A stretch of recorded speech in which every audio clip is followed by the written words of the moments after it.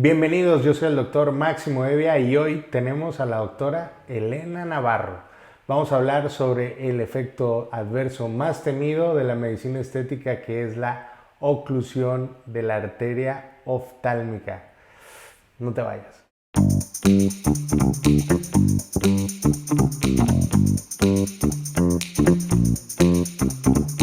Bienvenidos, yo soy el doctor Máximo Evia. Hoy tenemos a la doctora Elena Navarro desde Valencia.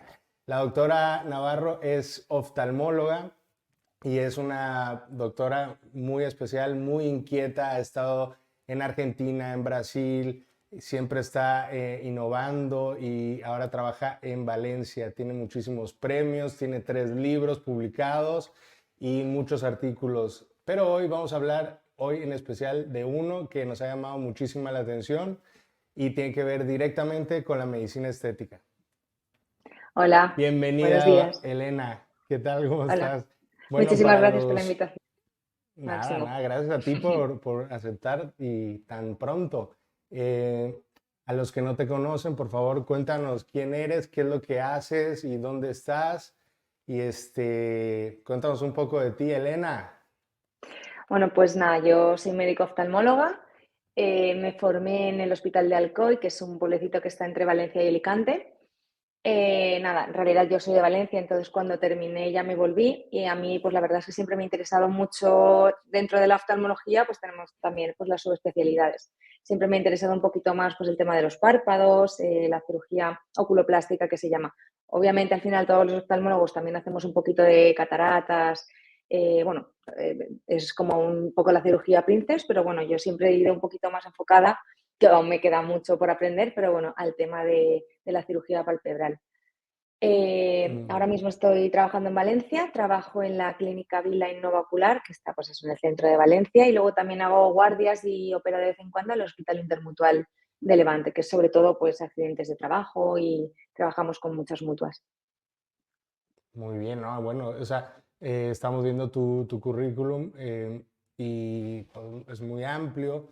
Y me acuerdo este año que estuve en el Congreso de la Sociedad Española de Medicina Estética en una presentación de varios casos, un concurso, y te vi hablar y hablaste que ya salió publicado en el número Ujú. 75 de la Revista Española de la Medicina Estética, tu artículo que se titula Reversibilidad de la oclusión vascular ocular mediante hialuronidasa retrovulvar. Es un modelo experimental y está publicado en el 2023 y ha ganado, pero aunque no hubiera ganado, es interesantísimo y lo has defendido súper bien. Nos ha gustado muchísimo tu presentación y se ve que pues te apasiona todo esto que haces. Y por eso te hemos invitado para que nos comentes un poco, porque sí, yo soy médico estético y me dedico a esto, pero o sea, me interesa muchísimo, sobre todo, eh, que la medicina estética, pues, la dermatología, la cirugía plástica, cualquier especialidad, va vinculada con este problema que puede ser una oclusión vascular. Y a ver si nos puedes comentar un poco sobre el artículo y en primer lugar, te voy a hacer esta pregunta. ¿Qué te llevó a ti y a tus colaboradores a escribir este artículo? ¿Por qué? ¿Por qué? ¿Haces A ver, medicina estética tú? ¿Inyectas? sí, O sea, bueno, ¿en qué so- momento te surge la...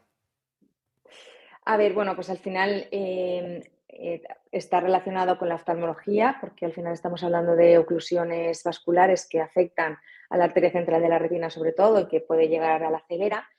Este trabajo sobre todo empezó con la doctora Marta Pérez. La doctora Marta Pérez es oftalmóloga y es mi directora de tesis. Mi tesis es sobre todo esto que estamos comentando, el artículo que hemos publicado en la SEME. Fue el inicio de la tesis. La doctora Marta Pérez hizo el año anterior el máster oficial de medicina estética y el trabajo de final de máster consistía un poco en hacer una revisión bibliográfica si realmente la hialuronidasa servía o no para, para, para deshacer el émbolo, o sea, para desocluir la arteria central de la retina y si había algún tipo de evidencia científica. En su momento ahí ya le despertó un poco la inquietud porque sí que hay un artículo publicado por artículo experimental. Es verdad que los artículos que he publicado que hablan de una recuperación visual con el uso de la hyaluronidasa retobulbar son un poco cogidos con pinzas. Muchas veces no te dicen la agudeza visual anterior y posterior. Hay datos un poco incongruentes con respecto a la literatura. Por ejemplo, te dicen que a los 5 días recupera la visión, cuando sabemos que más de 90 minutos la retina en isquemia no se recupera. Es un tejido que se queda muerto y no hay probabilidades de recuperación. Entonces hay cosas que te chirrían un poquito. Entonces un poco la inquietud que llevó a hacer este experimento fue básicamente eso, un poco poner una evidencia científica regulada, rigurosa, que muchas veces falta, pues para tener la certeza de si funciona o no. Y sobre todo también es verdad que diversos compañeros al final pues usaban un poco esta tendencia, ¿no? Porque al final pues si lo tenemos a mano hay que hacerlo, pero usaban esta tendencia pues para hacer cursos, para intentar, como si dijéramos, lucrarse con algo que ni siquiera está demostrado científicamente. A ver, Elena, ¿cómo lo quieres hacer? ¿Tú quieres hablar del artículo o yo te tengo muchas preguntas sobre el artículo? Como tú quieras. Como tú Tenemos una prefieras. presentación de Elena, una presentación muy bonita de cómo pues, si quieres, llévanos por ahí y yo te voy Claro. haciendo preguntas. Por ejemplo, la primera que se me ocurre para el público en general es cómo es que vemos, o sea, la visión está por unas células, se llama conos y bastones, y la retina es la parte fundamental para esa retina que va nutrida por unas venas y arterias que pasan el oxígeno. Esas venas llevan la hemoglobina de oxígeno para que funcione, ¿no? Y entonces en la medicina estética la cara tiene muchísimas arterias y venas y está conectado por todos lados. Y, y ahí es donde quiero que entres tú. Una de las complicaciones más temidas, de hecho la más temida y que puede ser catastrófica, es la oclusión. Oclusión es cuando se tapa el vaso porque de alguna forma ha llegado un poco de una sustancia, que puede ser hialurónico, puede ser lo que sea un inductor de colágeno, a una arteria que va a tapar la arteria oftálmica. Y ahí es donde entras tú. Sí, Te así doy el cue. explicado, explicado muy Claro, simple, muy para básico y que, muy básico, muy para que básico. todo el mundo lo pueda entender. Nosotros hay dos, la arteria carótida se bifurca en la arteria carótida externa, que va por aquí por la cara, y la carótida interna. La carótida interna es la que va a nutrir el ojo, el nervio óptico, pues las cosas que van como si dijéramos por dentro de la cara. ¿Qué es lo que pasa? Que en la cara, sobre todo a este nivel, ¿vale? Pues aquí en este nivel y aquí, tenemos unas arterias que se anastomosan, que se llama, que se juntan la Se carótida juntan. externa con la carótida interna por esta zona de aquí. Entonces, ¿qué pasa? Hay unas zonas de riesgo o que debemos de llevar más cuidado y que pues, vamos a existir todo el tiempo, ¿no? Que esto lo tienen que hacer personas cualificadas y con conceptos anatómicos muy claros. En estas zonas de aquí puede haber un peligro de una inyección inadvertida de ácido hialurónico. Por ejemplo, por eso las zonas más peligrosas son la nariz, ¿vale? Y la glabela. Aquí también, pero quizá esa zona es menos peligrosa, ¿vale? Esta zona del entrecejo. Esta es la Y la tubería y nariz, en un momento se puede tapar como el corazón, que ese es un infarto, que es un sí, embolo de colesterol y se para en una zona, le deja llegar sangre, pues también puede suceder en cualquier zona de la cara, el labio, si sí. estás infiltrando algo por aquí donde pase la facial, también te puede suceder. Pero hay unas zonas que son las más importantes, que ahí hay que ir con cuidado o mejor no meterse si no sabes bien, ¿no? Sobre todo por el peligro de la carótida interna, porque la carótida interna irriga el ojo, pero también otras estructuras intracraneales. Entonces, sobre todo estas zonas, siempre ir con mucho respeto. Hay diversas teorías que dicen, pues, inyección inadvertida que pasa directamente. La teoría más extendida es, pues, inyectamos, hacemos una presión superior a la sistólica, es decir, ya estamos metiendo dentro del vasito el ácido hialurónico y sobre todo cuando dejamos de ejercer esa presión, cuando soltamos, todas esas partículas de hialurónico salen para allí y ya pues, porque es verdad que es muy difícil que vayan solamente a la arteria central de la retina, ¿vale? Se dispersan, entonces van pues a la arteria central de la retina, pero también pueden ir a arterias adyacentes, provocando incluso ya no solamente ceguera, sino también necrosis de toda la zona, oftalmoplejía, bueno, pues diversas enfermedades más allá de solamente perder la visión. Para la parte del entrecejo, por eso, o sea, por eso ha cambiado drásticamente la medicina estética con el uso de cánulas, porque la cánula, que tampoco es una garantía total, pero hay Os una pod... seguridad en cuanto a pinchar accidentalmente algún vaso, Sí, ¿no? sí, sí, de Entonces, hecho, en la ujú, revisión bibliográfica que publicamos en la revista de la Sociedad Española de Oftalmología, previa a esta que hemos publicado en la SEME, aunque estamos también pendientes de publicarlo en la PRS, ujú. en ese PRS, artículo, ¿qué es PRS? Plastic plástica, Surgery surgery, yeah, exactamente. Plastic Surgery, Journal. Ujú. sí. Ahora no me acuerdo de cuáles son exactamente las estas, pero sí, en la de Plastic Plastic Surgery. Reconstructive Surgery Exacto, esa es. es otra revista muy importante Muy de importante, sí. medicina, ¿no? Los otros, hay dos artículos, uno está en la OPRS, que es de oftalmología, plastic Ujú, surgery, y luego está ujú. la PRS, que sí que es más importante, que ya es a nivel. Entonces, los dos artículos que he publicado bueno, en conejos también, están publicados uno en la OPRS y la otra en la PRS. Uno de los cuales dice que sí que funciona la hialuronidasa y el otro dice que no funciona la hialuronidasa. Pero bueno, si quieres más adelante los Pues comentamos o... vamos a empezar. Cuéntanos un poco sobre o sea, cuál es tu planteamiento, el material y métodos que usaste, así como por qué conejos, no ratas Vale. y todo Ujú. toda la logística, ¿no? Todos los problemas que pudiste haber tenido, eh, porque me imagino que Bueno, esto no es nada fácil. Tienes que hacer mucha logística y organizar a muchísimas cosas para que sucedan, bueno, ¿no? esto empezó en el 2019, que fue cuando la doctora Pérez acabó...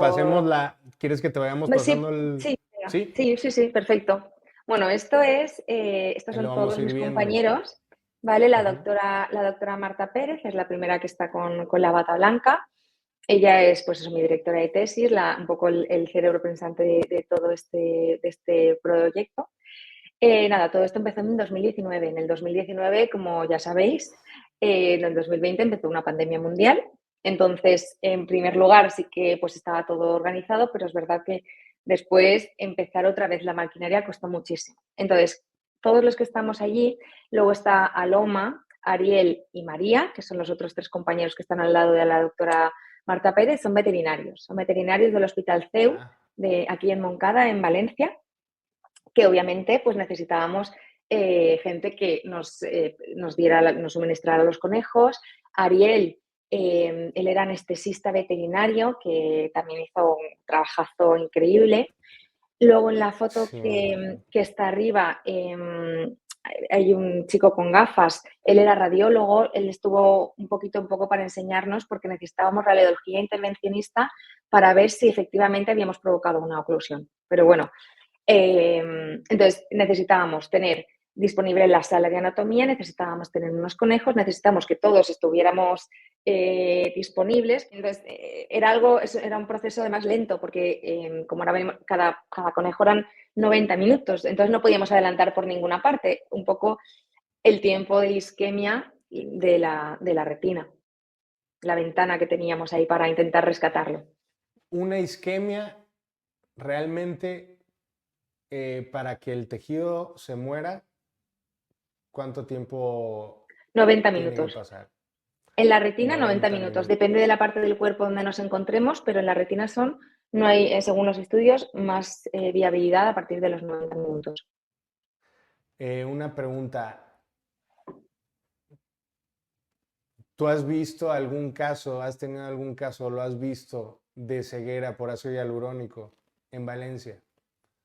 Por Sí, tratamiento médico estético y tal. sí, la verdad es que os podría haber mandado también el vídeo. Es una paciente, bueno, a mí me llamaron a los 4 días. Por eso creo que es importante difundir esto, no solamente para los médicos estéticos que estemos en la consulta, sino para los oftalmólogos que estemos en las puertas de urgencias. Me llamó una compañera, bueno, esto pasó en Pascua, y me llamó mi compañera a los 4 días. Me llamó y me dijo, oye, Elena, tengo esta paciente que es que justo hoy se me ha encendido la bombilla, yo sé que tu tesis va de esto, mira a ver si me puedes echar una mano. Y efectivamente, era una paciente, era de origen asiático, donde son donde están registrados la mayor parte de casos de ceguera por ácido hialurónico. ¿Qué pasa con las pacientes asiáticas? Tienen una nariz como muy chata, ¿vale? Entonces ellas como que se la quieren occidentalizar, subiéndosela un poquito y actuando sobre todo aquí en el ala del el dorso de la nariz. Entonces le habían puesto una inyección de hialurónico aquí con cánula que en principio El son más nación. seguras. Uh-huh. Ujú. Y tenía una libido regularis pues por toda la piel, pero sí que es verdad que nada, luego tenía el ojo, le levantabas el ojo, la ceguera, había hecho una isquemia ocular completa, tenía la córnea totalmente opaca, fue un caso muy, no había nada que hacer, quiere Llamativo, ¿no? decir, sí, pero nada había que hacer, de hecho estaba internada en neurología porque pensaban que había podido llegar al cerebro o algo así, porque el ojo pues no se movía. Pero realmente, normalmente es por una isquemia en el área ocular, que debería estar más ingresada en oftalmología que en neuro, pero es verdad que son que nos llegan y si no tienes ni idea, porque también es verdad que muchas veces en la pública no trabajas.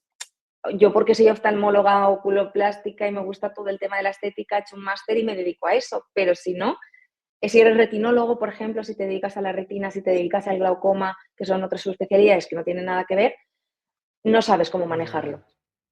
nada.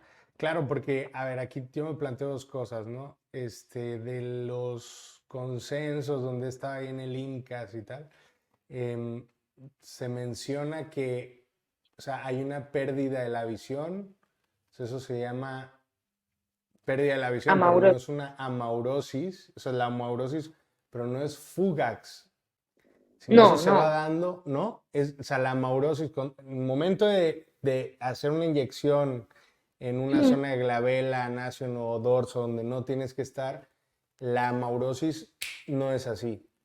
Podría haber un dolor, pero no es inmediata, ¿no? O sea, no dejas de ver de un lado inmediatamente. Puede suceder a las horas o a los días, ¿no? Inclusive. Es raro. Es decir, nosotros cuando hay un émbolo que ocluye, es en el momento. Si hay un émbolo que esté en alguna arteria y que por lo que sea, por lo que hemos dicho, vuelva y lo ocluya, podría pasar al tiempo, pero lo normal es que pase en el momento que se obstruya. Ujú. En el momento entonces ahí es donde hay que ¿Y ese paciente, el tratamiento se hizo en Valencia o se hizo en Asia, en China? En Valencia. En En Valencia lo que Valencia. pasa es que era una china también. O sea, eran Ujú. como, pues era una compañera, no, la verdad es que Y el, no, sí, y el tratamiento lo había hecho un médico, porque bueno, que tampoco es que por ser médico ya es que vas a ser ya. Dios, En ¿no? teoría O sí, en teoría sea, sí, que le puede pasar. claro. Ok. Ella no vino, vino, allí en urgencias estaba la paciente, obviamente, estaba también la hija, la paciente no sabía español, estaba la hija un poco como traductora y había un chico que en principio pensábamos que era familiar, pero resulta que era el marido de la que le había pinchado, de la Ujú. médico que le había pinchado. Entonces era un poco, él también es verdad que sí que estuvo muy pendiente de ella, estuvo muy encima y sí que nos dijo que su mujer era médico, que tenía todo, que era médico estético. O sea que en principio, eh, sí. Ujú. Sí, o sea, porque, por ejemplo, yo doy talleres, ¿no? Para algún laboratorio a veces de nariz o aquí en la clínica y a los doctores les comento siempre la nariz, es pues, muy complicado y tal. tienes que tener un protocolo para actuar en ese momento de que todo tu equipo tiene que saber qué hacer, no hagas los tratamientos solo, etcétera. Porque imagínate, los talleres son un sábado, ¿no? Suelen ser un sábado o un viernes. Entonces lo que les digo es, imagínate que ahora mismo hay alguna situación de ese tipo y te vas al hospital de, no sé, el de referencia que esté más cerca, La Paz, el 12 de octubre, Ramón y Cajal, el que sea. ¿Quién te va a recibir en ese momento? No va a estar el adjunto con experiencia, probablemente No, el que esté es un residente de primer año, algunos segundo por ahí, o entonces, ¿qué es lo que van a hacer? ¿Qué es lo que va a pasar? ¿No? Entonces, creo que sí se tiene que hacer más difusión de tu trabajo y saber, o sea, incluir un poquito en actuaciones.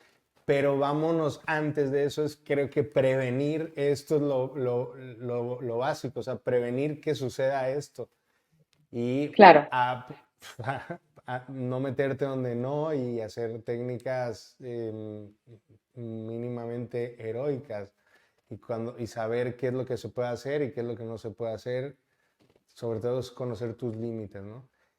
Vamos a continuar con tu artículo que nos Ujú, enrollamos. eso. Sí, Bueno, sobre entonces todo aquí lo están primero todo el siempre es equipo.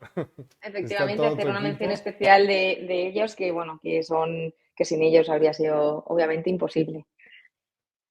Ujú.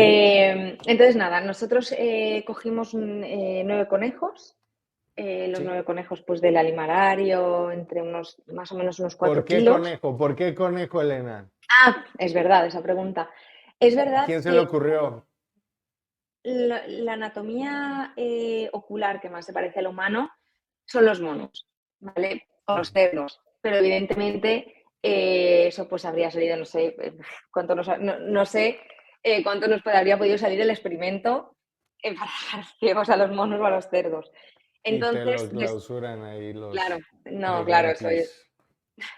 luego, sí que es verdad, pues a nivel de mamífero pequeño, pues a ver, la anatomía ocular es un poco diferente de la del humano, pero es la más parecida. Es el conejo, más que las ratas. Y luego, pues también son animales pequeños, son manejables, se reproducen rápido. Entonces, mucho mejor un conejo frente a una rata, por ejemplo. Muchas más similitudes con el ojo humano. Claro, entonces ahí, por eso los veterinarios, ¿no? Los profesionales veterinarios Claro, incluidos en el artículo. Muy bien. sí. Y ahí está ahí están haciendo la canalización Están, de la arteria. Sí, de la arteria marginal de la oreja, de los conejitos, pues bueno, obviamente tenían que estar despiertos para todo el experimento, pues para saber cómo la retina, cómo actuaba, si Ujú. funcionaba, si no funcionaba. Entonces aquí le estábamos ya cateterizando porque a través de la arteria marginal es donde se ponían bueno, de la vena, perdón, donde Ujú. se pone toda la medicación para que el conejo pues se quede dormido y después ya le poníamos una intubación. Muy bien, muy bien, muy bien, muy bien. ¿Esto qué es? ¿Esto Aquí, qué bueno, es? al conejo también le dilatábamos las pupilas, ¿vale? Y aquí lo que se ve es el fondo de ojo en la imagen de la derecha. Estábamos haciendo fotos a los fondos de ojo de los conejos, primero al control, bueno, a los dos ojos, para ver que los dos funcionaban bien, que el ojo estaba bien, que no había ningún stop en ninguna de las arterias, que tenía buen color, que el nervio óptico Ojo con estaba el bien. equipazo que tienes ahí en Sí. quirófano, toda tecnología de última. O sea, Vemos ahí o las sea, constantes del conejo también. sí, claro, claro, todo el Sí, apoyo sí. ahí. Muy bien. Ahí están Este es haciendo al esta es la lado derecho fundoscopía. Ujú. un dos. Efectivamente, esto lo hacíamos a todos los conejos para ver, sobre todo el previo, para ver que efectivamente funcionaban. Te pasamos la próxima. Ahí Ujú. está intubado el conejito Aquí y ya ahí lo está hemos todo el intubado. equipo. y los electrodos que llevan el ojo es para hacer el electrorretinograma. ¿Vale? El Ujú, electrorretinograma, que también lo usamos en oftalmología, aquí este es pues, especial para conejos, se pone un electrodo en la córnea del conejo con un poquito ujú, de metilcelulosa en la córnea y lo que hace es el electrorretinograma, como vemos en la pantalla de la derecha, recoge las ondas eléctricas que transmite la retina. ¿Vale? Esto se hace en condiciones de luz y en condiciones de sombra. Hay unos flashes que estimulan la retina y según lo que nos devuelva, vemos la onda. Hay dos ondas, una onda A y una onda B, que en una de las fotografías que al final veremos lo veréis un poquito mejor. ¿Vale? Una onda A, donde están los conos y los donde mide la actividad de los conos y los bastones, y de una los onda conos. B. Los conos y los bastones. Cuánto te llevó a hacer todo, o sea, o cada conejo, cuánto era un Pues, día o eran un par de días o... pues depende, o sea, de esto al principio, además se nos murieron dos conejitos, nos costó un conejo por día y luego ya cuando le cogimos un poco la dinámica, pues ya controlábamos la anatomía, controlábamos los aparatos, pues ya quizá eran dos por día, una cosa así. Porque sí que es lo que decíamos antes, ten en cuenta que más de 90 minutos no podía durar el experimento, o sea, menos de 90 minutos no podía durar porque son 90 minutos sí o sí. Entonces, nada, una vez ya estaban dormidos y veíamos que eléctricamente, o sea, la retina funcionaba eléctricamente, que estaba todo bien con el electrorretinograma y veíamos que el fondo de ojo estaba bien, que todas las arterias, ninguna tenía ningún stop ni nada, ya procedíamos a buscar la arteria carótida, ¿vale? Nosotros nos metíamos a través de la arteria carótida, aquí vemos como, aquí la hemos encontrado, pues una de las Ujú. veces lo que hicimos fue llegar a la yugular en vez de a la carótida. Entonces, pues eso, teníamos ahí pues algunos fallos de principiante porque no conocíamos bien la anatomía y aquí se ve muy bien. No sé bueno, es un vídeo en realidad, pero bueno, nada, se ve la arteria carótida un poco palpitando. Sí, ahí está en Entonces, medio de los hilos, ¿no? Esa de es la los arteria hilos. y esa es la que ibas a infiltrar con una agujita, supongo, Claro, para recrear con un el catéter, evento.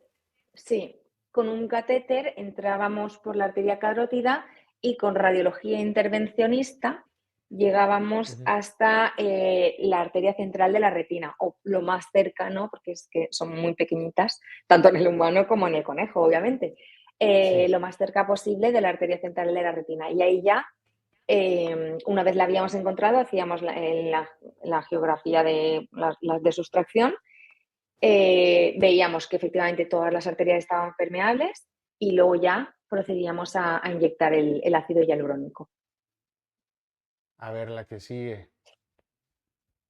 O sea, ahí estás, ¿no? Aquí, exacto. No, esto Después, ya es, ya no, ya esto ya es lo que sigue, ¿no? Ya es la efectivamente, solución.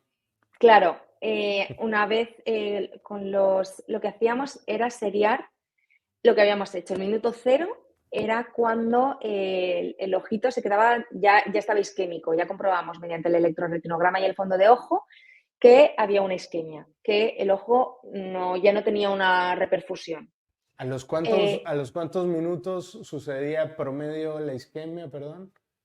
la isquemia establecida como tal no te lo puedo decir, pero sí que te puedo Mm. decir cuando dejaba de haber un flujo. Entonces, pues, a los 5 minutos ya se empezaba a ver que no había, pues lo hacíamos mediante radiología intervencionista, veíamos que había un stop, veíamos el fondo de ojo, que ya habían algunas arterias que tenían un pequeño stop, Ujú.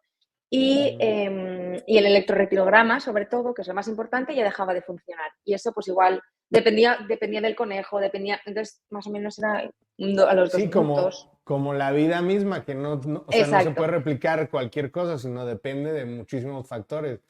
¿Y aquí Ujú. qué estás haciendo en el lado izquierdo?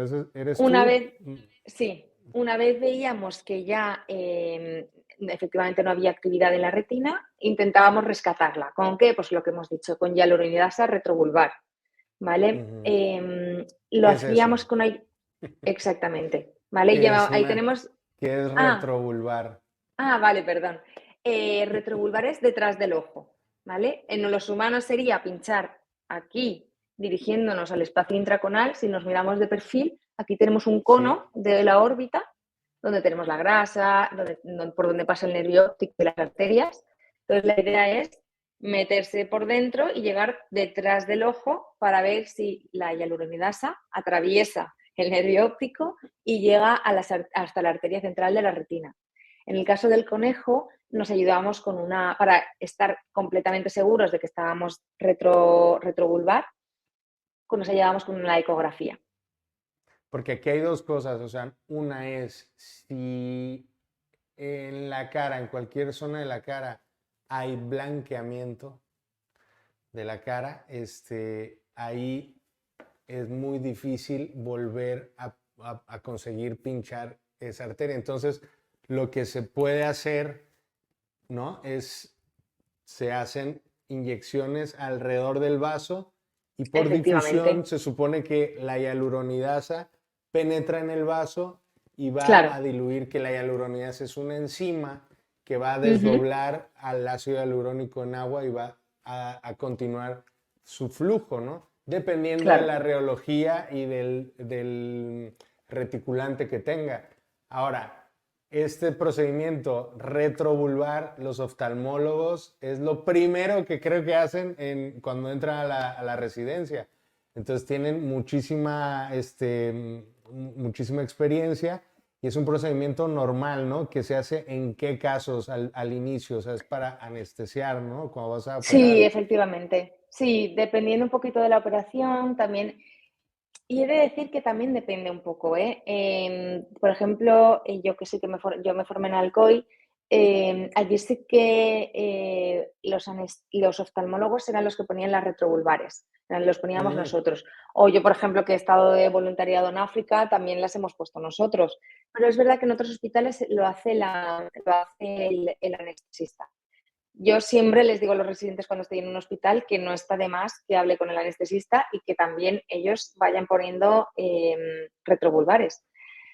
Nosotros lo usamos, pues eso, en diversas patologías, sobre todo pues en los que el paciente tiene que estar, o en pacientes que sabemos que no nos va a colaborar en una catarata, o en pacientes que vayamos a tocar los músculos extraoculares, o le vayamos a hacer por ejemplo, una cirugía de retina, una cirugía de estrabismo. Ahí sí que ponemos una retrovulvar. O sea, es una anestesia que lo que quieres es dormir, anestesiar el Y nervio paralizar. óptico y el motor No, ocular común, o no. no, lo que haces es anestesiar los músculos extraoculares, tanto como Extraoculares para el para que dolor no. como Ujú. exacto, efectivamente, para que no mueva. Y eso ustedes lo hacen muchísimo. Con una Ujú. aguja, me imagino que creo que es una 21G larga y vas Larga. pinchando. Eso, Existe la retrovulvar y la perivulvar, tienen perivulvar, que pequeñas es más. diferencias. Es menos profunda. ¿Qué riesgos puede tener ese procedimiento? Pues evidentemente, si no llegamos bien hay dos, ¿vale? Sobre todo así más graves y más destacables, porque a ver, pues evidentemente un hematoma, bueno, diría casi más, El pero bueno, el famoso más, hematoma retrovulvar, ¿no? Es el que, sí, sí, efectivamente, es verdad. ¿Y eso qué ¿vale? puede ser? Hematoma sale o sea, hay sangre y puede hacer una compresión al globo ocular, ¿no? Que eso es Sí, al nervio yo óptico. te pregunto, o sea, he estudiado algo de esto, Claro, claro. pero te Nada, que pregunto, va. de que tú eres la experta, entonces, ¿cuál es porque claro, dicen inyección retrovulvar, y claro, pero luego puede haber un hematoma retrovulvar. ¿Qué hago con ese hematoma? O sea, Claro, entonces, ¿qué tenemos, hago, no? por eso, es verdad que al final hay un poco que ser consciente de hasta dónde puedes llegar o por lo menos saber las complicaciones que puedas tener. Tenemos el hematoma retrovulvar, donde lo que hay que hacer sí o sí es hacer una cantotomía, cantolisis, hacer un corte en el párpado y que salga toda la sangre. ¿Vale? Lo tuvimos Ujú. hace no mucho en el hospital. Nos pasó que un anestesista pinchó pues, sin querer nada más entrar y pues nada, hubo que abrir y luego ya pues le reconstruimos el párpado y ya está. Ahora hay ¿Qué puede muchos pasar? talleres sobre eso. O sea, Ya, ven que te vamos a enseñar a hacer la inyección retrovulvar por si dejas ciego a un paciente, ¿no? Para que actúes en esos 15 minutos. por eso. Eso tiene su, hay que cogerlo con pinzas. ¿Por qué? Porque Ujú. también pues luego podemos incluso hacer una perforación ocular, pues si no sabemos dónde estamos o si no tenemos controlada la técnica, podemos evidentemente clavarle la aguja dentro del ojo o incluso llegar al nervio óptico y como pinchemos el nervio óptico, ahí ya sí que no tenemos nada que hacer. Sí, sí, sí. Muy sencillo esto, la verdad es que no, o sea, es tremendo, ¿no? Bueno, y entonces, inyección retrovulvar con el objetivo de poner cuánta hialuronidasa en una primera inyección, cada cuánto tiempo, cuántas unidades, porque la hialuronidasa va por unidades y hay varios países que la fabrican, hay otros que la hacen más como fórmula magistral, ¿no? Y Ujú. A ver, ¿cuánto? en principio, Cuéntanos, hay artículos que han dado algunas pautas, pero ¿tú qué conclusiones has sacado? bueno, mi conclusión, si queréis, os la digo ahora o cuando No, ya no, acabemos no, todavía, hablar todavía, del espera, artículo. espera, espera, espera, espera, Pero en espera. principio Vamos las ahí guías, como creando momentum. por eso, las guías dicen que son dos inyecciones seriadas de 1.500 unidades, es decir, de dosis altas. Es verdad que dependiendo un poco, hay artículos que dicen que, pues, que han recuperado la visión con 300 unidades, otros que tal, pero ahora mismo las guías lo que recomiendan es 1.500 unidades de hialuronidasa retrovulvar en dos tiempos, una y luego otra. Ve un poco si tal y si no, pues a la media hora otra. Llegando al fondo, si tienes suerte, llegando al fondo, porque no es lo mismo una cara como la mía a Claro. una, o sea, entonces bueno, y ya pones la hialuronidasa, que otra cosa es que el humor vítreo es ácido hialurónico, que es el Ujú. contenido del globo ocular. Mm, ¿Podría pasar esa hialuronidasa al humor vítreo? ¿O es A ver, una tontería que estoy realmente, diciendo? no, no, no, está bien, pero lo que tú estás pensando también lo podemos extrapolar a la arteria central de la retina. Ujú. La arteria central de la retina entra al ojo envuelta por las capas del nervio óptico. Entonces, ¿qué pasa? El nervio óptico tiene tres capas, la dura madre, la aracnoides y la pia madre. Son tres capas que la hialuronidasa tiene que traspasar hasta llegar a la arteria central de la retina. Tiene sentido, o sea, puede pasar, tú, pues lo mismo puedes pensar, ¿puede pasar al humor vítreo? En principio no se ha Pues visto que pasa al humor vítreo. de poder podría, pero es muy complicado. Si realmente no está Sí. pasando esas tres capas para llegar a la arteria, pues bueno, y cuéntanos, vamos a seguir. A ver, la presentación, Sí, sí, porque esto está tremendo. Este es no, este es un fondo, ¿no? Es un fondo de ojo. mira, sí. El que tenemos en la parte izquierda, el primero de los dos, es un Sí, fondo de ojo normal, ¿vale? Este es el fondo de ojo normal del conejo. Vemos todas las arterias bien, vemos que no hay ningún stop, vemos el nervio óptico normal, un nervio óptico sano, y lo que tenemos abajo es un electroretinograma, ¿vale? Esa es la forma normal del electroretinograma, del impulso eléctrico que tienen la retina, los conos y los bastones, ¿vale? Tenemos la onda A y luego tenemos la onda B. ¿Y qué es lo que tenemos a la izquierda? Lo que tenemos a la izquierda es un fondo de ojo donde ya hemos puesto ácido hialurónico directamente. Ahí donde marco con las flechitas, ahí hay unos stops y vemos como el fondo de ojo pues está mucho más pálido, hay un poquito de edema en el nervio óptico y vemos como el electroretinograma está completamente plano. estoy aprendiendo Entonces, más oftalmología que en toda la carrera. Gracias a ti. Madre mía, que me lo nadie me lo había creo. explicado así tan bonito y tan sencillo. Y claro, ya En- aplicado también. claro, entonces, no sé, creo que no se me han dado ninguna foto más, pero bueno, esto es lo que ya se vería En cuando vídeo, ya sí. tenemos una isquemia. Creo que tenemos un videíto aquí. Esto A es un ver, poquito la maquinaria que teníamos ahí. sí, toda Este la sobre todo era el anestesia. respirador del conejo. Ujú. Ese es tremendísimo todo el esfuerzo, ¿no? Oye, Elena, bueno, cuéntame una cosa. mm, ¿Cómo, al final, cuáles son tus conclusiones? A ver, bueno, voy a explicar un poco cómo hicimos Explica. rápidamente cada ¿vale? Ujú. Oclusión retiniana. A los 5 minutos le ponemos la hialuronidasa, intentando sobre todo reproducir lo que más te puede pasar en la clínica. Entonces, a los 5 minutos, pues si tienes si tú, o si te toca, eres oftalmólogo, tienes un oftalmólogo al lado, o puedes hacerlo, a los 5 minutos le ponemos una inyección y hialuronidasa retrovulvar. Y a la media hora le volvemos a hacer fondo de ojo. Si vemos que eso sigue ocluido, le volvemos a poner otra inyección de hialuronidasa retrovulvar.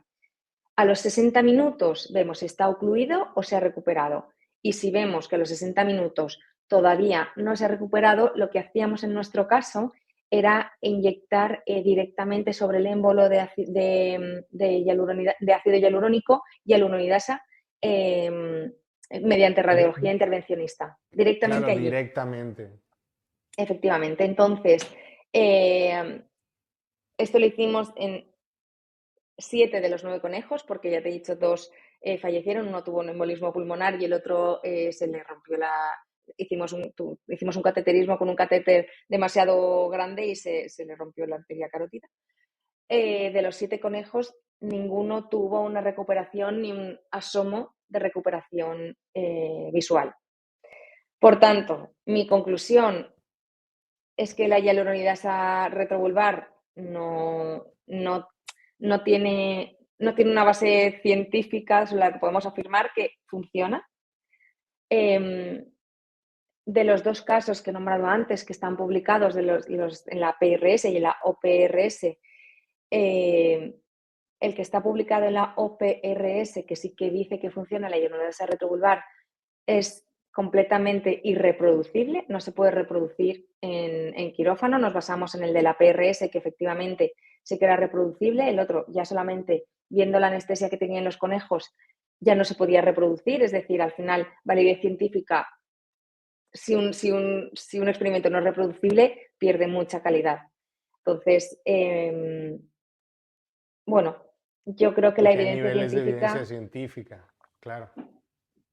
Creo que a Y nivel sí, de evidencia científica nos dice la literatura y los experimentos que no funciona. estamos perdidos, Elena. No. Sálvanos.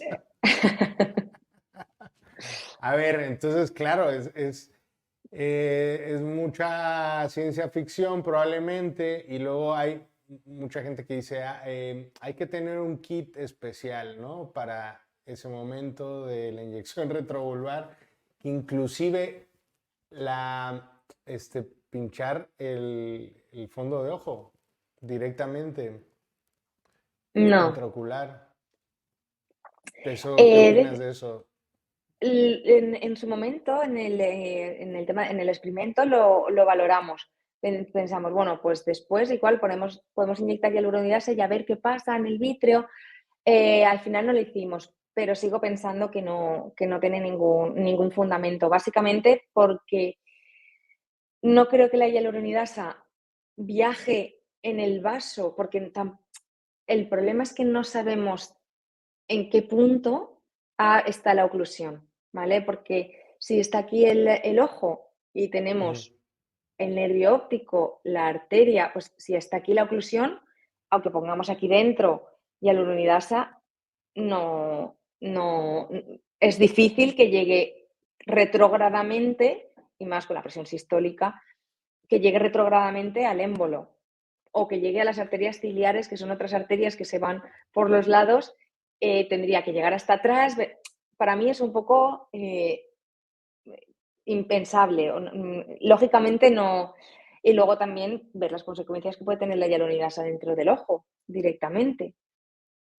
Y luego, por ejemplo, pues, no tiene nada malo, pero bueno, que tampoco voy a decir la marca, pero los ácidos hialurónicos para reticularlos, para volverlos más permanentes, se usan reticulantes, ¿no? Entonces el más usado, por lo general, es el BDDE y el que has usado tiene BDDE como reticulante, ¿no?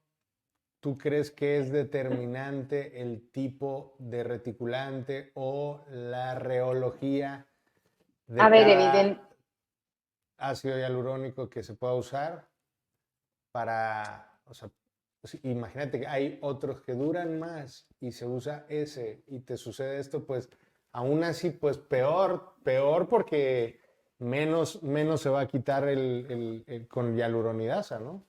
sí, a ver, evidentemente, cuanto más denso sea el material, más probabilidad, más oclusión puede hacer, pero también es verdad, para mí no creo que sea determinante. Básicamente porque también es verdad que cuanto menos denso, más posibilidades hay de que hagas más fuerza, ¿no? Que sea y penetre más. Yo creo que no es, yo creo que no es, ya te digo, porque además es que en el experimento usamos dos tipos diferentes y los dos más o menos con la misma cantidad provocaban la oclusión. Hay artículos que comentan que hay que tener parches de nitroglicerina en última jornada de efectos adversos. Contaban aspirina, nitroglicerina, vasodilatadores, la inyección retrovulvar probablemente. Vaya a hacer un curso que te va a servir en momentos de penumbra, ¿no? Este, yo creo que la coronaria, si me llega a pasar eso en algún momento, yo soy el que me voy a infartar antes de que Ya. suceda algo. Va, va a ver el paciente antes que yo, o sea, me daría algo, ¿no? Entonces hay unos kits y ve llamando a la gente al SAMUR, ten oxígeno. O sea, si no lo sabes, que hay unos kits tremendos ahí y muchas cosas que hacer mientras tanto, masaje ocular, eh, etcétera, etcétera. Lo que pasa es que es el inicio del cuadro, es el que el paciente no, aparte que tiene anestesia el producto, entonces tiene lidocaína, se te va a dormir la zona. Probablemente dejes de ver en una hora cuando ya se fue, y es que no veo bien de un cuadrante, ¿no?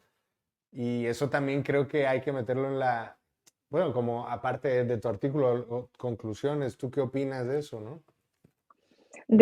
A ver, yo evidentemente creo que hay que usar todo lo que podamos. Quiero decir, si yo lo intentaría también todo. Tenemos un masaje ocular, no te va a hacer ningún daño, nitroglicerina tampoco, vasodilatadores. Creo que hay que usar todo lo que a día de hoy tengamos las posibilidades, pero ser conscientes de que hay cosas que ya no son ya no tienen sus riesgos, como la hialuronidasa retrovulvar si tú no tienes experiencia.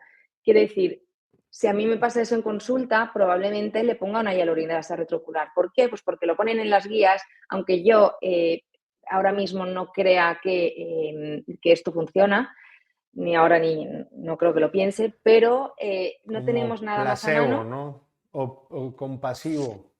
Sí, no tenemos nada hasta que no hayan unas guías que digan esto no. Si hay unas guías, si hay unas recomendaciones, yo me tengo que cubrir las espaldas.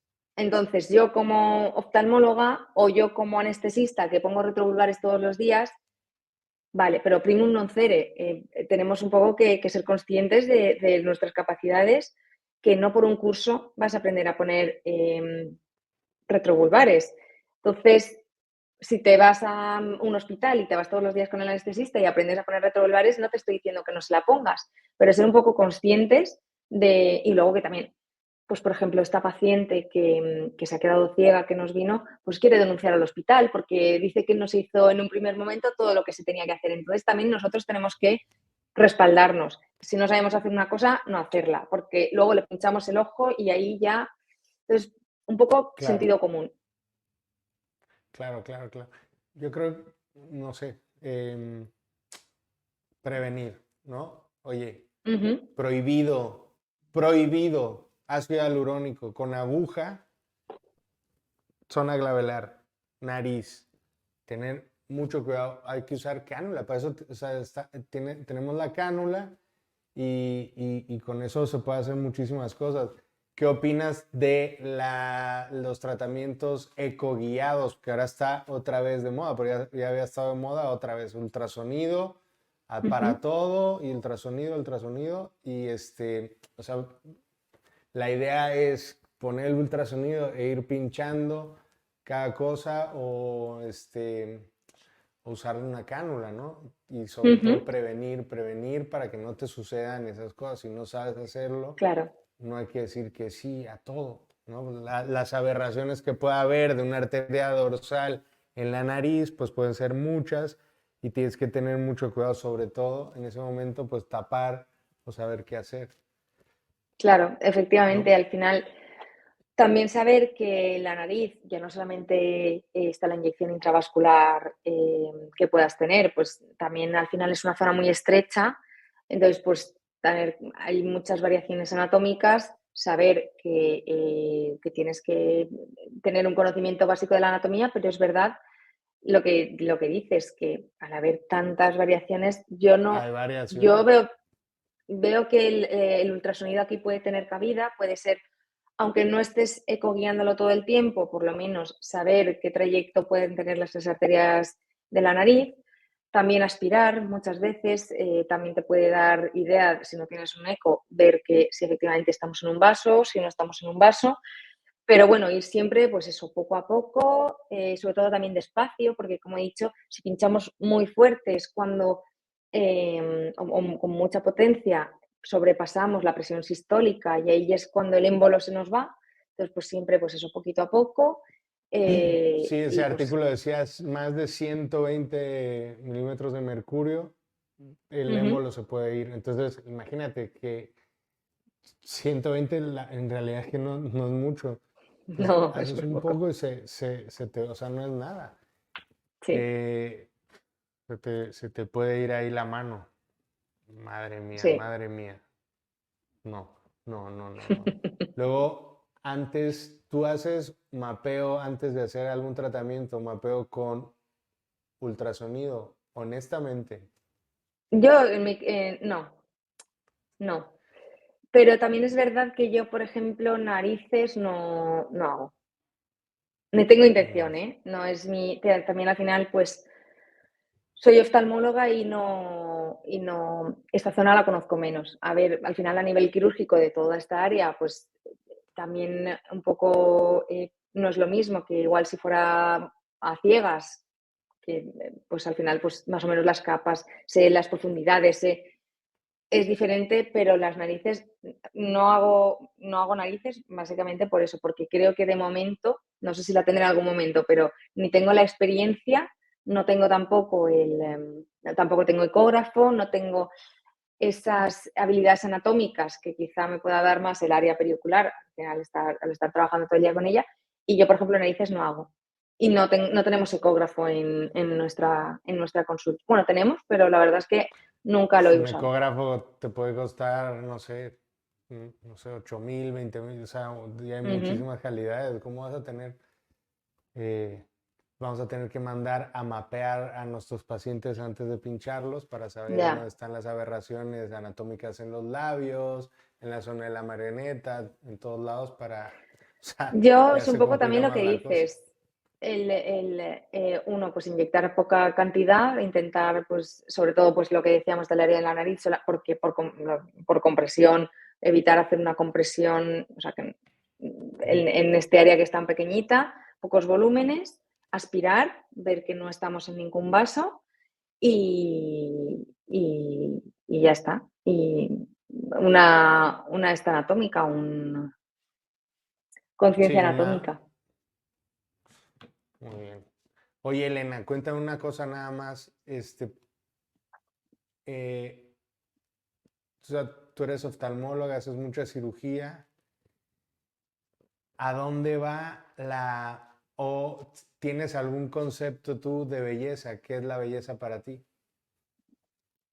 Cambiando un poco de tercio en cuanto a la belleza y a todo lo que haces porque en una blefaroplastia, Sí, este, qué es dejar más guapa a un paciente, ¿no? Eh, es una buena pregunta. Para mí la belleza es naturalidad.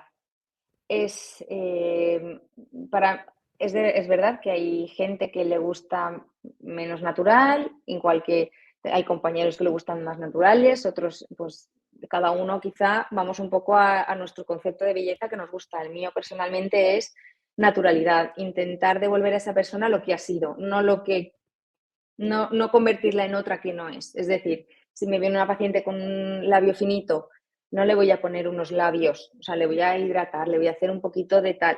Eso es para mí eso no es la belleza. Que hay gente que, además cada vez está más de moda, ay, yo quiero unos labios grandes. No es mi belleza y probablemente no eres mi paciente, porque yo si no te veo perfecta para mí, no voy a alcanzar la excelencia. Entonces, búscate a otro profesional que sí, que tiene ese concepto de belleza para que te deje perfecta como él ve la belleza. No sé si me explico.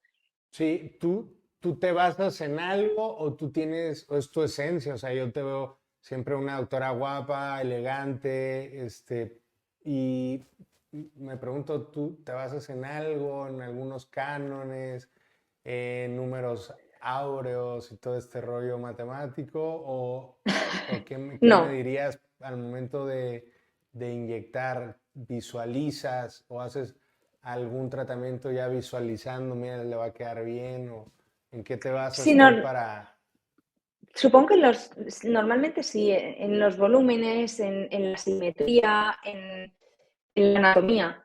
Es en lo que me baso, porque los que tienen la cara redonda no es lo mismo que quien tiene la cara cuadrada. Yo que siempre he tenido pómulos, pues igual cuando me falte un poco más de volumen, pues me pondría pómulos, por así decirlo, pero nunca me pondría una barbilla, porque, pues bueno, más barbilla de la que tengo, bueno, igual en un futuro, o nunca me haría una rinomodelación que me cambiara a mí la nariz. Ujú.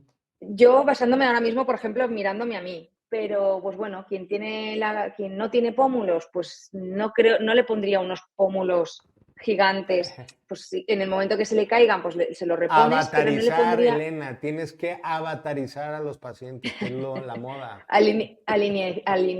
¿cómo decían? Alinear. Alinizar Sí, eso. sí, sí. ¿Dónde tú crees que hace más, o sea, mucho daño el tema de redes sociales, que Claro. cada vez es culpa de las redes sociales o es culpa del médico o es culpa del paciente y su inseguridad o es Es un un mix, desde combo luego. completo, ¿no? Pero yo he de decir, bueno, yo siempre antes de empezar en la privada, pues obviamente y además a mí me gusta mucho la pública, ahora mismo pues como en Valencia los contratos van como van, ahora mismo estoy sin contrato en la pública, pero a mí me gusta mucho la medicina en pública, la Sí, sanidad la pública. oftalmología Sí, pura y me dura. gusta mucho la reconstructiva, me gustan mucho los tumores, me gusta ya no solamente la estética, que también me gusta, pero es verdad que me gusta mucho. Y, y, mm, es verdad que hasta que no llegué a esta parte de la privada, a esta parte de la estética, no me di cuenta quizá de que mucha gente ya no busca solamente que el paciente, sino cuando algo ya cuesta dinero, todo se frivoliza un poco. Entonces, muchas veces, aunque tú no estés cómodo haciendo un tratamiento, si ese paciente lo quiere y te va a pagar por él, hay muchos profesionales que da igual y lo hacen. Entonces, creo que es culpa también del médico, en este caso, de los compañeros que lo puedan llegar a hacer.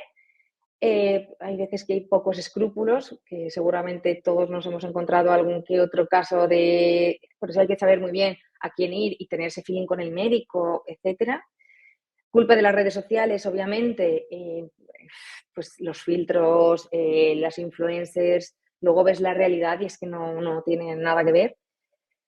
Y luego pues del paciente, porque al final en las redes sociales están viendo siempre gente guapa, gente perfecta, gente más feliz que tú, gente que si es guapa tiene la felicidad.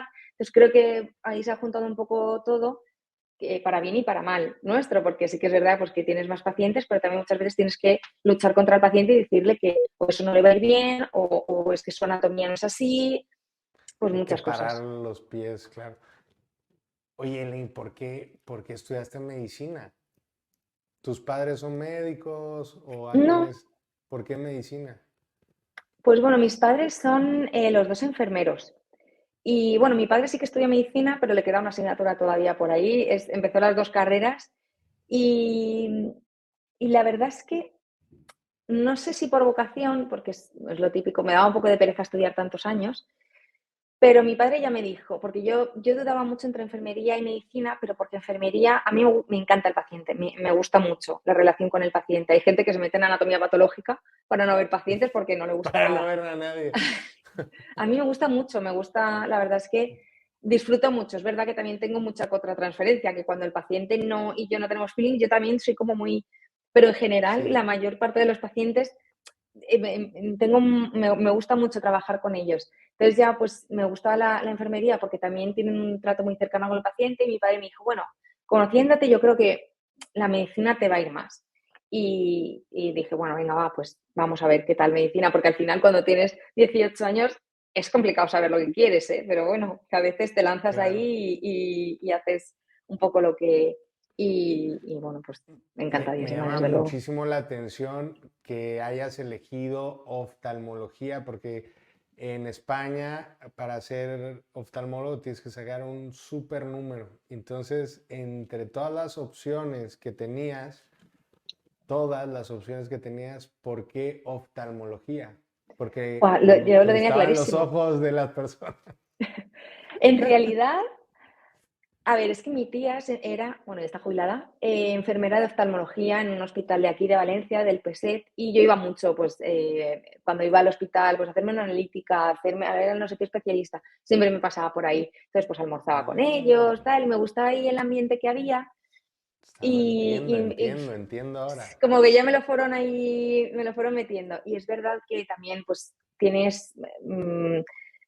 es muy amplia. Aunque sea un ojo, pues tienes Sí. subespecialidades, tienes microcirugía, tienes estética, tienes quirófano, tienes consulta, tienes privada, tienes pública, tienes buena calidad de vida, no tienes guardias. Entonces era como todo al final se juntaba y de hecho en sexto ya roté y dije, quiero hacer oculoplastia. No solo oftalmología, Se, sino oculoplastia. se Párpados. cerró el círculo ahí con la oftalmo. Y Sí. esa inquietud, como dicen en inglés, overachiever, ¿no? Que no nada más te quedas con la oftalmo, sino que es inquieta, te vas a Brasil, vas a Argentina, estás aquí escribiendo libros. ¿De dónde viene eso? Pues la verdad es una buena pregunta. A ver, en el sitio donde me formé, la oculoplastia, que es los párpados, etcétera, estaba bastante cojo, entonces no me tocó más que pues, salir fuera y ir a ver a los mejores de los mejores del mundo al final y lo vi muy buena oportunidad. Siempre he sido un alma inquieta, ¿eh? Siempre me ha gustado viajar, Claro, porque conocer. aparte es que haces un libro básico oftalmología, o sea, un libro tremendo de oftalmología Sí, buenísimo y sigues y sigues y tienes, o sea, ¿qué edad tienes? 33. 33 años, tienes muchísimas cosas por delante y entonces me llama la atención qué es lo que te dice que todavía tienes que seguir y haciendo y investigando. Pues mira, Marta Pérez, que es mi directora, es una de las personas más motivadoras de que conozco, entonces ella también, ella es una fuera de serie, entonces la ves también con, Tu pues ella tiene mentor. más, sí, sí, ves pues eso, gente que lo hace bien, gente que, sobre todo es eso, gente que a mí me motiva, pues la gente que hace bien las cosas, que lo demuestra, que sigue un protocolo, que hace las cosas como hay que hacerlas y no porque sí. Entonces, pues bueno, a mí me inquieta mucho llegar a la base de la cuestión. Pues yo qué sé, por ponerte un ejemplo muy tonto, seguramente si alguna vez has tenido alguna conjuntivitis te han recetado un Tobradex, porque se receta un Tobradex que lleva tobramicina y corticoide a una conjuntivitis que es un virus, porque un antibiótico. Claro. Entonces, ¿por qué? Entonces, es un poco intentar llegar siempre a la base de las cosas, de intentar pues, hacerlo lo mejor posible y con un conocimiento científico, que para algo está. No solamente vamos a hablar sobre tu artículo, sino también un poco conocerte y preguntarte el futuro de la oftalmología y pues que la otra vez vi, ya sabes que viene la inteligencia artificial y entonces que en algún momento tú te vas a poder comprar un aparato y le vas a poner quiero más labios y va a salir la aguja o me quiero operar la catarata y ya o sea, te vas a acostar y te va a operar un robot. ¿Tú crees que eso está muy lejos todavía? ¿Se queda en ciencia ficción? O ya es una Hombre, realidad con el Da Vinci Robot y un montón de cosas nuevas que hay, ¿no? En la medicina.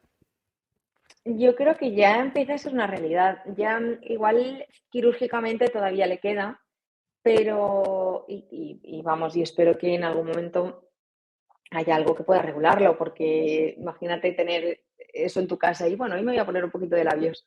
Espero que haya algún organismo en algún momento que pare esto, porque sí que es Has verdad que a mí la llegado a tu inteligencia, límite, 10 exacto, viales de ácido exacto, hialurónico al año. Ya no te puedes poner más. porque da un poco a mí personalmente me da vértigo, porque se pueden hacer muchísimas cosas ya con la inteligencia artificial. Pero Sí. incluso, pues para bien. Ahora hay un programa también de inteligencia artificial un poco para ver el fondo de ojo de los diabéticos, que ve que tienen, o sea, que lo ven más que nosotros mirando, haciendo una foto, te detecta las áreas que puede haber Todos un los patrones, neovaso. ¿no? Sí. Exacto, la define él. Igual que ha salido también lo de la cirugía o sea, la detección de cáncer de mama, que también nos tenía un 20% mejor que si lo miraba un radiólogo. Entonces, bueno, yo creo que personalmente creo que los que nos dedicamos quizá más a la cirugía o a inyectar, etcétera, todavía le queda. Pero sí que es verdad que profesiones como radiología, etcétera, ya no sé Yo lo que le creo que puede. muchas van a desaparecer poco a poco, porque, Sí, por ejemplo, una radiografía, si tienes 10 millones de patrones metidos en un software, pues claro que te van o un electrocardiograma, pues imagínate todos los electros los metes como Matrix a un software, entonces pones uno y mira, este es elevación sí. del segmento ST, o aquí tienes la arteria, hipertensión por hilos de plata, Efectivamente, ¿no? Yo creo que sí. bueno, pero poco a poco, igual y no nos toca, así que, Bueno, vamos, igual no. pero para allá va a ir evidentemente todo este rollo, ¿no? Oye, Elena, ¿qué le dirías a un médico que acaba de terminar la carrera de medicina en este momento, este año, y que no sabe o está preparándose el MIR? ¿Qué le dirías para que se motive o que ya no lo estudie porque ya la inteligencia artificial Exacto, ya. este, Que no coja radiología. nos van a odiar los radiólogos? ¿Qué le dirías? ¿Qué le dirías? Pues que es verdad que hay momentos que son más duros, que todos hemos pasado por ahí, que sobre todo el momento del MIR es complicado hasta que no consigues tu plaza, pero que primero, que si está empeñado en algo, no pasa nada por no conseguirlo, porque al final yo creo que todo el mundo, si de verdad te gusta la medicina, da igual a lo que te dediques, porque todo el mundo encuentra su hueco, todo el mundo es feliz, y que la medicina merece muchísimo la pena y sobre todo no olvidarnos de quién somos, de que el tiempo no nos haga ser médicos con prisas, ser médicos quemados, siempre saber que estamos delante de personas, que aunque sean las 3 de la mañana y venga alguien por urgencias, por una tontería, si está ahí es porque por algo tenemos que intentar ponernos siempre en la piel del paciente, que, que son personas en su momento más vulnerable, ¿vale? Y que no se olviden nunca de eso, que son personas que están poniendo en ti todo lo que sienten y lo que es todo su miedo, y que esperan que tú se lo resuelvas de una manera u otra. Claro que sí. Tengo dos últimas preguntas y te dejo en paz. La primera es, ¿qué es lo que crees tú que no se pregunta tanto o de lo que menos se habla en oftalmología y medicina estética, que tendríamos que hablar más? Dermatología, cirugía plástica, medicina estética, que al final el médico estético pues es cualquier especialidad que pase un máster y que luego tiene unas horas de vuelo. ¿Cuáles son las que crees que se habla menos, que tendríamos que hablar más? ¿A qué te refieres? ¿De otras subespecialidades? No, en cuanto a oclusión, en cuanto a efectos adversos, qué es lo que no se habla mucho, que tendríamos que comentarlo más en redes, no sé, entre nosotros, en los artículos, en que no sea no, cosas que no hemos tocado, ¿no? Alguna cosa que no hayamos Respecto a las hablado. oclusiones o Sí, algún y a efecto efectos adversos adverso. sobre todo. Bueno, yo creo que los hemos tocado todos. Sí que es verdad que están los efectos adversos que ya todos conocemos, pues como moratones, edema, Tyndall, efecto Tyndall en esta parte de aquí. Pero creo que los más importantes ya los hemos comentado respecto, pues eso, a la oclusión, ya no solamente de las arterias, sino también pues por un exceso de volumen, que eso también es importante, porque es lo que comentábamos en una paciente, para ponerse muchísimo labio. Yo estuve trabajando, bueno, fui algún día a la clínica de un compañero. Vino una de las enfermeras con una foto de otra compañera y me dijo, es que no sé quién es alérgica. Y me enseñó la foto y había tenido tanto edema en el labio, le habían puesto un vial entero. Y obviamente cuando ponemos ácido hialurónico se edematiza, si lo pinchas con aguja, pues hay un edema por todo, ya, solamente por el traumatismo. Había hecho una libido reticularis, había hecho solamente por la inflamación del labio, que luego se había tomado un corticoide y le había mejorado. Y no, era una alergia porque luego con el corticoide mejoró. No, ahí había hecho una necrosis, pero bueno, que como el tejido aguanta más la isquemia, al final se resolvió bien. Pero bueno, tener también eso en cuenta, que no solamente es la inyección intravascular, sino pues ir siempre con cuidado y con poquitas dosis para evitar el edema que posteriormente te vaya a hacer una oclusión de la arteria, aunque sea poco duradera. Claro, claro, claro. Hay que ir poco a poco y tener mucho cuidado, sobre todo formarse mucho. Oye, Elena, ya para terminar, ¿hay algo que quisieras agregar? Y cuéntanos, por favor, dónde te puede contactar cualquier persona que quiera hablar contigo, cuáles son tus redes sociales.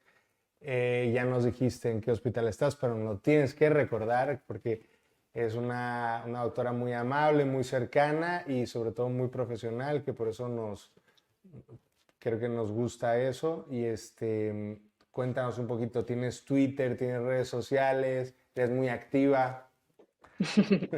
Sí, la verdad es que soy menos activa de lo que me gustaría, porque luego no tengo tiempo y porque las llevo yo en principio, entonces soy menos activa de lo que estoy menos puesta de lo que me gustaría.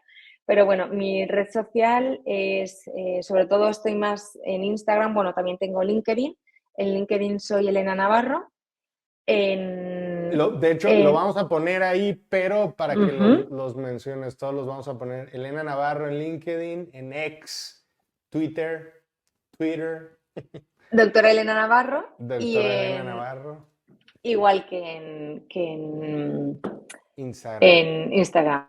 Te agradezco muchísimo que hayas prestado este tiempo a explicar, sobre todo a los doctores que hacemos esto y todo el artículo de las complicaciones retrovulvares con la ceguera.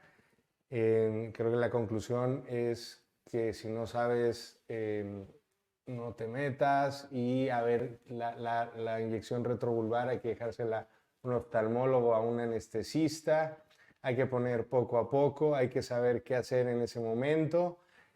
Hay que tener una red de contactos. Si es en España, donde vivas, tienes que tener a un oftalmólogo que sepa hacer una inyección retrovulvar, aunque me deja un poco desolado que hemos visto con el artículo que en realidad pues que tampoco va a haber muchos cambios, pero hay algo que hacer, se puede hacer algo.